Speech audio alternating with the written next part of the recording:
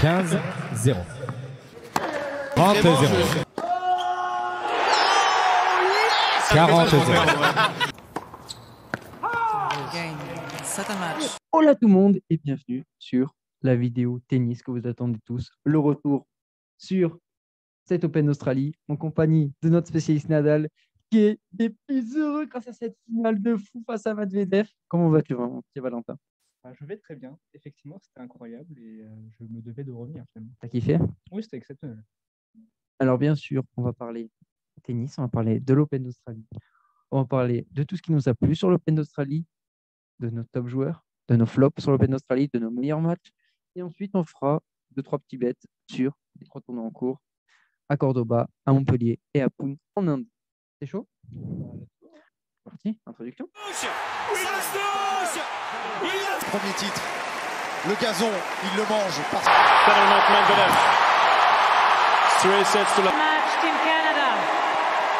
2 sets to love. 7-6, 6-3. Alors, déjà, revenons sur cette finale de dingue entre Nadal et Medvedev en 5-7. J'ai envoyé des messages. On s'est parlé pendant la finale. On n'était pas serein de 7-0 quand même. Moi, j'étais pas bien du tout. Je savais que le match allait être serré, pardon, mais là, c'est vrai que c'était une vraie domination de Daniil au début, même pendant le milieu de match. Et c'était exceptionnel la remontée. Surtout que franchement, il y a eu 3 balles de break pour Dani dans cette troisième manche. C'est ça qui était incroyable finalement. Et ouais, on s'en remettait pas. Ah bah, franchement, moi, quand j'ai vu 0,40 sur le service de Nadal, je l'ai vu perdre en 3-7. Sincèrement, quand j'ai dit une victoire en 5-7, je pensais que Nadal allait mener 2-7-1. Pas du tout qu'il allait se faire mener 2-7-0. Parce que, alors, mener 2-7-0, je voyais absolument pas Nadal gagner. Je suis du même avec toi, mais je savais même pas quoi dire à ce moment. Ah ouais, moi non plus. Hein. Et puis là, je ne sais pas. Il a retrouvé une seconde jeunesse. Ouais, le toucher divin. Il s'est fait toucher par Dieu, c'est descendu comme ça, pour éliminé. C'est exceptionnel. Franchement, c'était exceptionnel. Et bien sûr, ça a été aidé quand même par un Daniil qui a blessé physiquement. C'est vrai, c'est vrai. Ce qui est beau finalement, la morale entre guillemets, c'est qu'il a réussi à tenir face à la nouvelle génération. Oui. Alors qu'on pensait tous qu'il allait craquer physiquement quand même. Exactement, et c'est là où on voit que c'est une machine. On voit aussi quand même certaines limites de Daniil Medvedev qui, en 5-7, quand même, commence à craquer. On l'avait déjà vu contre eux. Après, il avait tenu contre Félix, mais on voit que dès que les matchs sont un peu compliqués dans sa quinzaine, on avait vu à l'US Open, quand il a affronté Nadal en 5-7 en finale, il avait aussi craqué. Pour le même scénario, Nadal, à cette époque-là, avait mené 2-7-0, mais n'était pas mené 2-7-0. Mais on voit quand même certaines limites de Daniil. Donc, je ne pensais pas quand même que le physique allait être autant un problème pour Daniil. Je pense qu'il n'y a pas que le physique qui a joué. C'est vraiment le fait qu'il s'aperçoit qu'il se fait remonter progressivement. Ça a dû lui mettre un coup au moral, tu vois. Il ne pouvait pas. Hein. Sincèrement, physiquement, il y avait plus de jus. Hein. Après, là où je peux comprendre que ça soit compliqué physiquement, il est quand même très grand. Ouais. J'ai même plus arrêté 95. Et ouais, quasiment. Donc franchement, vu la défense qu'il a, franchement, physiquement, ça ne doit pas être simple. Mais franchement, c'était un match de dingue. Plus de 5 heures de match. On s'est régalé de 9h30 jusqu'à quasiment 15h devant l'écran. Franchement, ça a été ma meilleure matinée. Clairement. Mais le début de match a été interminable de mon côté. Hein. Ça se comprend. Hein. Mais, attends, moi, j'ai quand même 2-3 trucs à dire. Tous nos bêtes sont passés. Que ce soit Nadal en 5-7, 3-7-2, que ce soit Daniil gagne 2-7, que ce soit Nadal gagne 2-7. Moi, en plein live, à 1-7-0 pour Daniil Medvedev, j'avais mis sur Instagram la cote de Nadal gagne au moins un 7, plus d'un 75. Je trouvais que c'était quasiment cadeau. Après, je t'avouerai qu'à 2-7-0, 3 balles de break, je me suis dit, c'est peut-être pas si tant un cadeau que ça. Mais à la fin du match, c'était franchement un petit cadeau. On a tout gagné, on a tout défoncé, on s'est régalé. Comme quoi, on avait bien visualisé le match, entre guillemets, mais je ne le voyais pas comme ça non plus. Moi non plus. Hein. Moi, on m'aurait dit, imagine Daniil Medvedev gagne 7-0. Je pense quoi du résultat du match? Je t'aurais dit Daniil en 3-7. Exactement. Franchement, Nadal, bon, bravo. Un exemple de détermination. Et franchement, moi, j'en ai même entendu des gens que je connais, dont leurs professeurs leur ont parlé de la détermination de Rafael Nadal. Parce que franchement, c'est un exemple de détermination. Il a été blessé il y a quelques semaines, il est encore en béquille. Il ne savait même pas s'il pouvait rejouer au tennis. Et là, il remporte l'Open d'Australie. C'est magique. Moi, je reviens sur des phrases fortes. C'est qu'il a qualifié sa victoire d'inoubliable et de même plus forte que sa toute première victoire à Roland-Garros. C'est normal. Ce qui est quand même exceptionnel. Moi, je trouve ça normal, quand même. Parce que gagner à l'Open d'Australie, il le fait rarement. C'est la deuxième fois qu'il gagne l'Open d'Australie.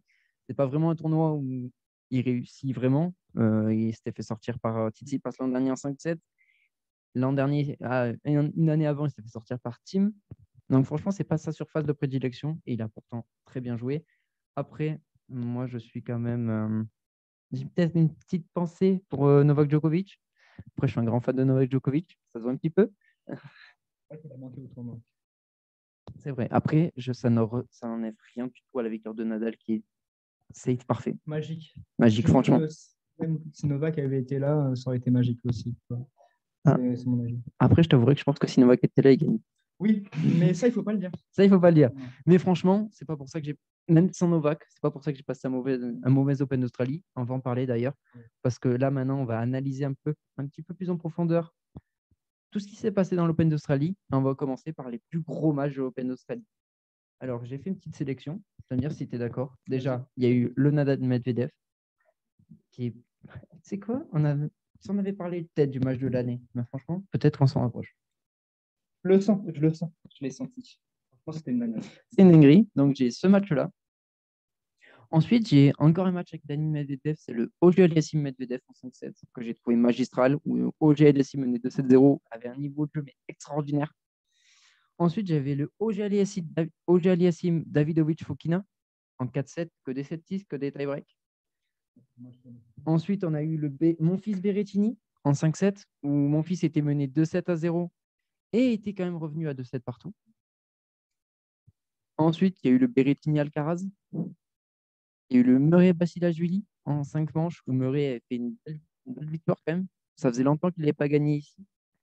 Donc, je trouvais ça bien. Ensuite, un petit match de nos Français avec le Corda Moutet en 5-7, où Moutet a failli battre Corda au terme d'un match extraordinaire. On a eu le Grigspor Carreno en 5 manches. On a eu le Fritz Bautista en 5 manches. On a eu le Fritz Tsitsipas en 5 manches. On a eu le Chris Medvedev en 4 manches. Et on a eu aussi le Kyrgios Medvedev. Donc, je pense que c'est franchement un super Open d'Australie qu'on avait. C'était un excellent tournoi. Un excellent tournoi. D'ailleurs, en parlant de Daniil Medvedev, je vous retrouve de suite avec l'une de ses déclarations après le tournoi. Alors, revenons sur cette déclaration de Daniil Medvedev après la finale. On en a parlé un peu en fait, mais cela va être une conférence de presse un peu nouvelle, car je vais commencer par quelque chose de long ou court, je ne sais pas. Je vais essayer de faire court. L'histoire d'un gamin qui rêvait de faire de grandes choses en tennis. Déjà, qu'est-ce que tu penses de ce début de déclaration? On sent déjà le rêve. Le rêve de Daniil. Donc, bien sûr, le rêve de Daniil, c'est gagner des grands chelems.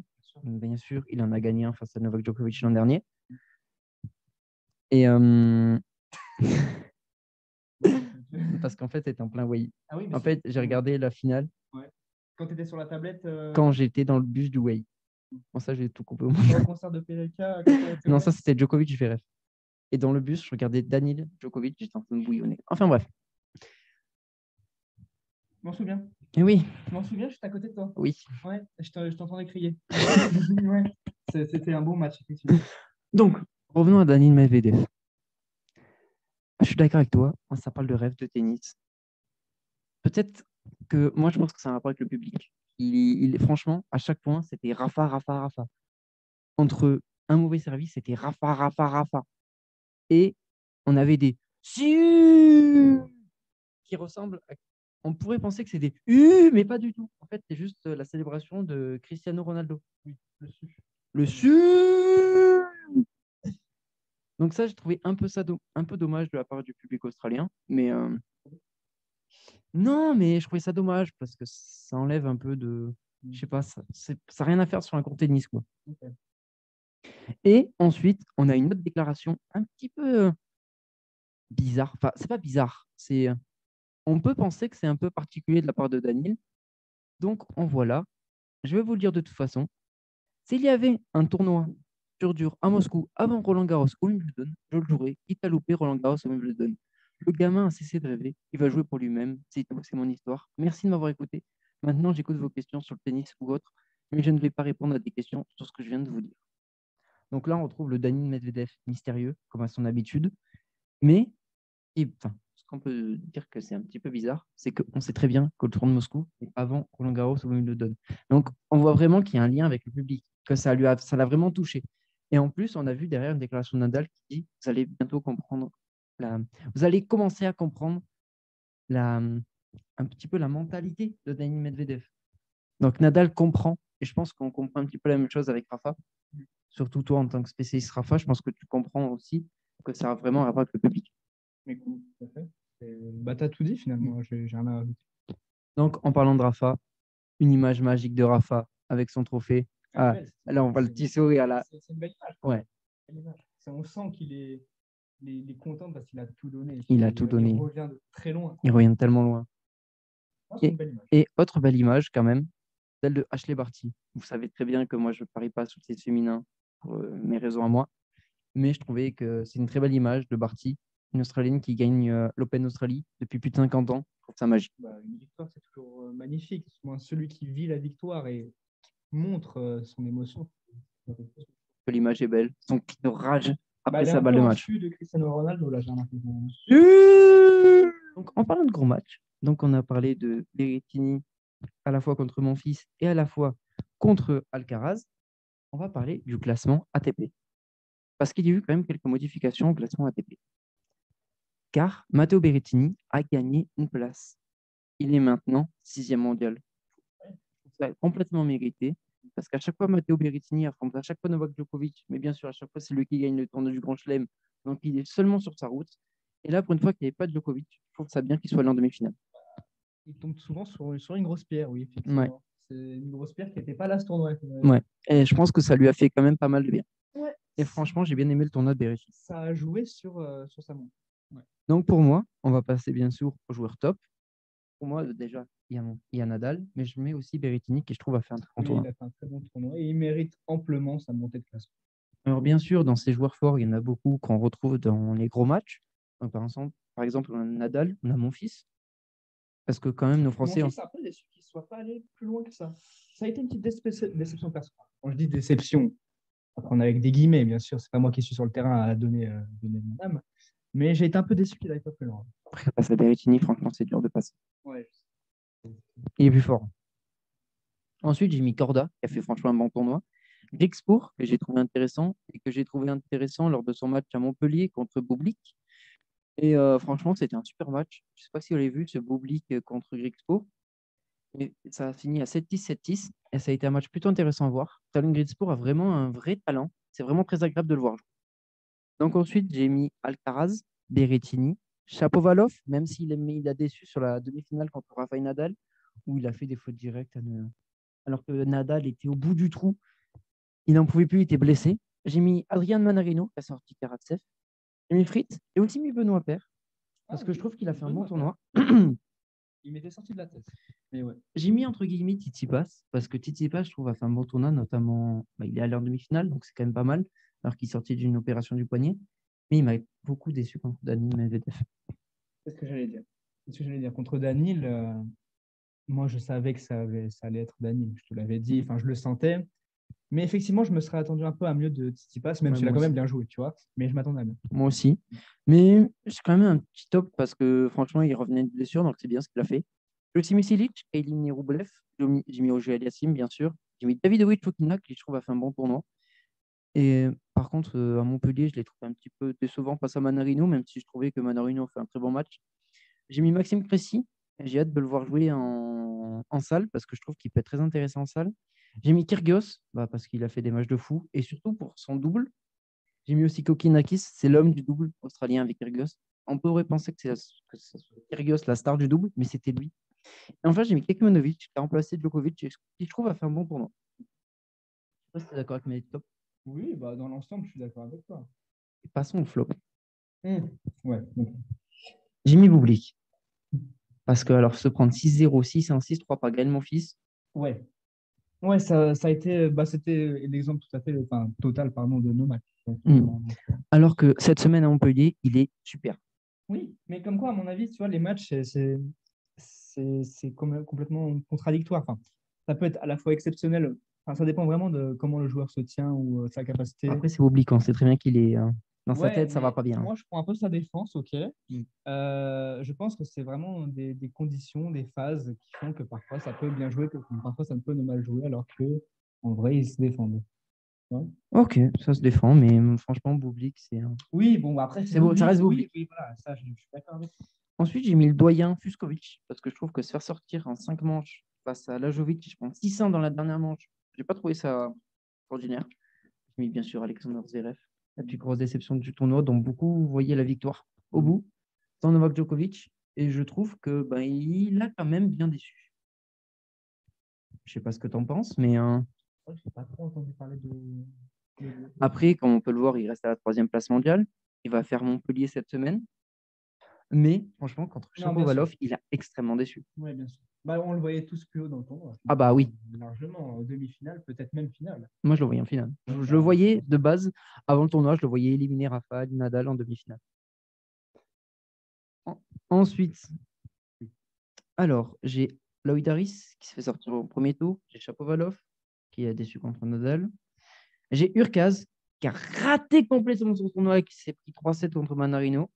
J'ai mis des guillemets autour de Karatsev parce que même si je trouve qu'il a fait quand même un bon match contre Manarino, après son nombre de fautes directes a été beaucoup trop fatal pour lui.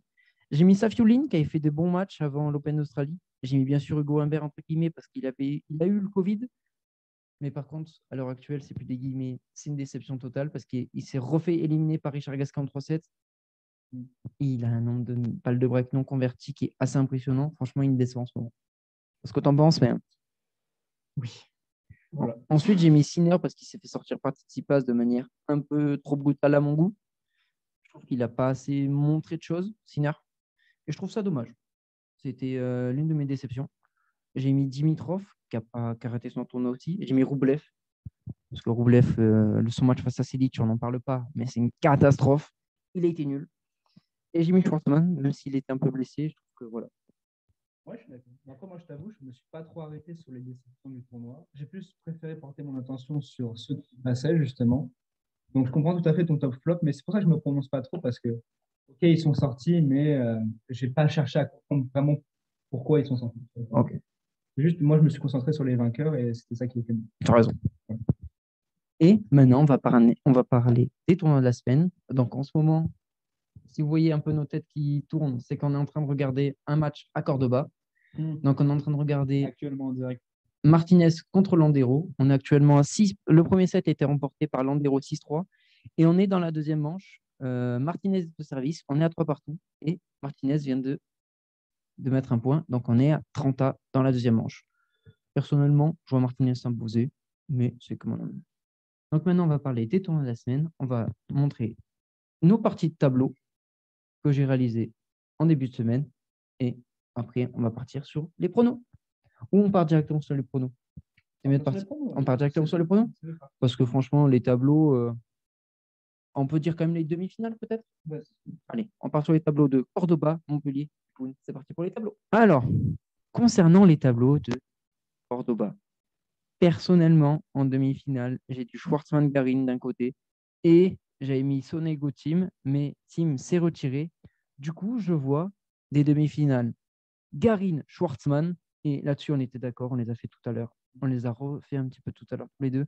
Et Sonego-Martinez. Alors, entre Sonego et Martinez, c'est là ma grosse interrogation. Parce que Sonego, je ne sais pas où il en est sur Terre, donc on verra bien. Par contre, moi, je vois Garin éliminer Schwartzmann parce que Schwartzmann est un peu en délicatesse sur son physique. Et je vois Garin s'imposer sur le tournoi de Cordoba. Et là-dessus, on était tous les deux d'accord. Donc, on verra tout à l'heure pour la cote qui va être sympathique. Sur le tournoi que je trouve le moins intéressant de la semaine, le tournoi de Pune en Inde. Pour moi, clairement, le vainqueur, c'est Karatsev. Il n'y a pas vraiment. Il y avait un match qui a été intéressant tout à l'heure, c'était Vukic-Musetti. Musetti est passé. On verra jusqu'où il ira. Quentin Ali s'est passé, donc on aura. Quentin Ali s'est fait éliminer tout à l'heure, donc on aura Musetti notamment contre Marchak. Donc peut-être un petit Musetti contre Karatsev en finale, mais je vois Karatsev s'imposer dans le tournoi de Pune de manière assez simple. Et on verra les cotes tout à l'heure de son match face à Elias Simmer. Et enfin, le tournoi français, le tournoi de Montpellier. Pour nous, nos demi-finales seront Zverev contre mon fils et Basilashvili, Bautista. Par contre, c'est là où je n'ai pas eu ton avis. C'est est-ce que tu es d'accord avec ma finale qui opposera Zverev à Bautista Agut? Vois-tu, mon fils crée la surprise contre Zverev. Alors, je pense que tout est possible. Après, Zverev, s'il nous refait une performance comme à l'Open d'Australie, mon fils a ses chances. Mais je pense honnêtement, en temps normal, qu'il devrait s'imposer. Moi, j'ai mis Zverev parce que Zverev, il fait Montpellier parce que l'Open d'Australie l'a énervé. Ouais. Il s'est senti, s'est pris une grosse claque. Clairement. Pour moi, il va On éclater tout le On monde. le sent un peu comme une revanche. Je Ouais. pense qu'il va prendre ce tournoi comme une revanche. Et à mon avis, il va y avoir un petit peu de regret, de haine dans ses coups. Pour moi, il va éclater tout le monde. Ouais. C'est bien pour ça que je l'ai mis vainqueur face à Bautista. Ça te va? Ouais. Donc voilà nos demi-finales et nos gagnants du tournoi. Après, encore une fois, On verra. on verra. Parce que, à mon avis, encore une fois, je reinsiste là-dessus. Si la même performance que on va avoir une surprise. Et bien sûr, on est efficace en vous tirant en direct des scores. Et Landero contre Pedro Martinez, on est à 4 partout dans la deuxième manche. C'est franchement serré. C'est pas mal comme match. Moi, j'ai vu mon petit Martinez au moins en demi-finale. Va-t-il se faire sortir directement par Landero? Là-dessus, je te rejoins. Plutôt Martinez? Ouais, je suis plus Martinez, je pense. Mais il y a 6-3 Landero, 4-4. il y a 6-3, 4-4. Effectivement, donc c'est pas encore fini. C'est pas encore fini, on va voir. Mais maintenant, on passe au prono, parce qu'on est là quand même pour analyser les tournois de la semaine.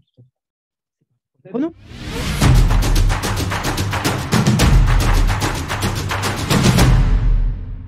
Alors, en ce moment, on peut voir qu'à Montpellier, il y a Simon contre Bautista Agut. Il y a 6-4 dans la première manche pour Bautista, Simon a briqué dans la deuxième manche. Personnellement, moi, j'ai mis Bautista Agut. Comment Bautista va battre Gilles Simon. Passons par contre aux rencontres de demain. Première rencontre, Zoumour contre Nicolas Basilashvili. Match compliqué quand même. Oui, match compliqué. Ouais, on va rester simple. Match compliqué. Zoumour pour créer la surprise, mais pour moi, si un Basilashvili est en forme, il passera. Donc je mets Basilashvili. Moi, je ne me prononce pas. Tu ne te prononces pas. Ensuite, Manarino Goffin. Petite préférence pour le français? Oui, on espère. Alors moi aussi, je te suis là-dessus. Je trouve qu'il a fait un excellent match tout à l'heure contre Davidovic. Il est sur une bonne lancée, Manarino. Je pense que ça peut bien tourner. Il a actuellement le vent en poupe. Par contre, là, sur le match suivant, je ne me prononce pas. Gasquet contre Kwon. Est-ce que tu vas sur la cote à 2,32 de Richard Gasquet?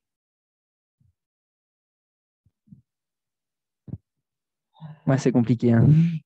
Ça peut dire, mon cher Maxence. Là, on entre dans un terrain qui est glissant, là. C'est glissant. Mais en vrai, on peut le faire. Mais pour moi, ça glisse. Ah ouais, pour moi, ça glisse beaucoup. Ça glisse. On n'est pas loin des pistes de ski. Là. Ah ouais, non, c'est piste nord parce que c'est vraiment dangereux, là, quand même. On se rapproche du hors-piste, là, quand même. Non, mais en vrai, plus sérieusement, je t'avoue, moi, je ne sais pas. C'est faisable, mais je ne sais pas. Sincèrement, il a fait un bon match contre Hugo Humbert, mais Hugo Humbert est tellement... C'est compliqué, quoi. Kwon, il a fait un bon premier match. Gasquet peut le faire, mais moi, clairement, je ne touche pas ce match. Bon, une poule de matchs compliqués, quand même. Ouais. Mais de manière, il y a beaucoup de matchs compliqués. C'est une reprise après Grand Chelem. Par contre, là, on va tomber sur des matchs beaucoup plus simples. Zverev contre McDonald. Zverev. Oui, d'accord. À mon avis, oui, il est là pour tuer des gens. Je pense même que ça peut faire 2-7-0. Non, il va tuer des gens. Et mon fils contre son bourreau de Roland Garros. Mon fils contre Ymer. La revanche. Revanche de Gaël sur dur. C'est possible. Moi, je pars sur Gaël. On part tous les deux sur Gaël. Ouais, j'aimerais bien partir sur Gaël parce que j'ai envie d'y croire. T'as envie de voir la demi. J'ai envie de voir la demi Gaël. T'as envie de voir la demi Gaël contre Sacha Zverev. Alors, sur Montpellier, je pense qu'on est pas mal. On a fait le tour. Ouais, en vrai, ça va être un petit tour. Enfin, ça va être sympathique. Hein. Partons en Inde à Pune. Ça me parle un peu moins. Direction Hollande. Ruchivori contre Kopriva. Je sais pas. Ouais, ça part en Inde, là. Non, ça part trop loin.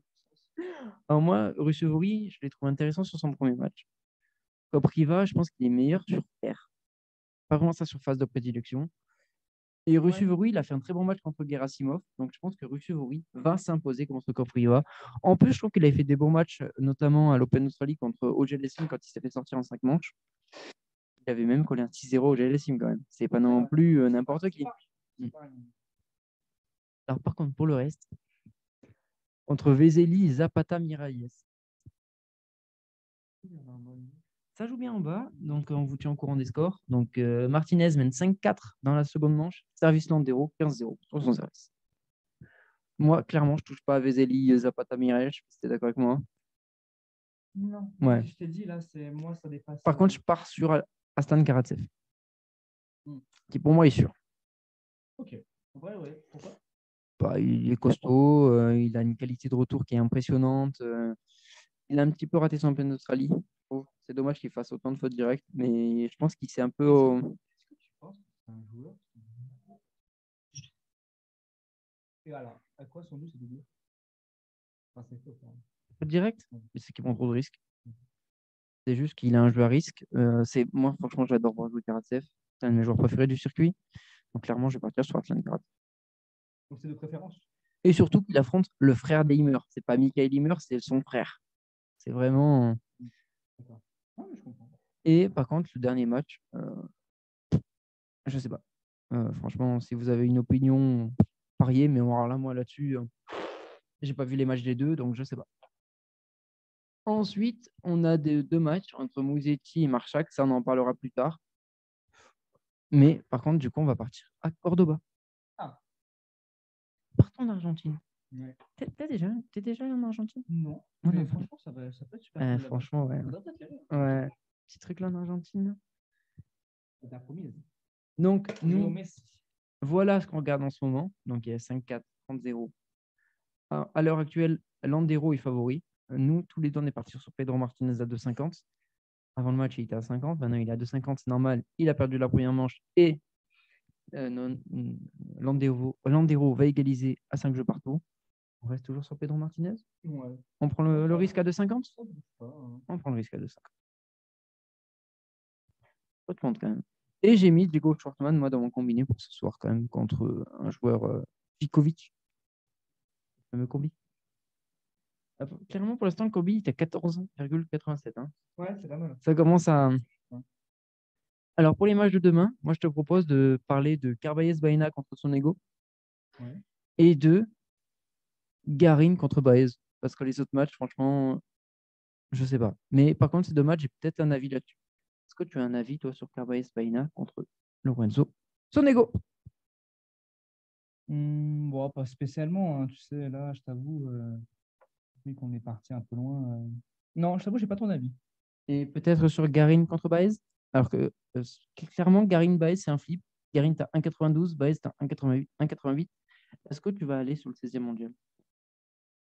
Bah, si on suit au classement, oui. Mais Donc, tu tenterais la cote à 1,92? c'est faisable. Ben, moi, clairement, j'y vais clairement dessus parce que je l'ai vu gagner le tournoi.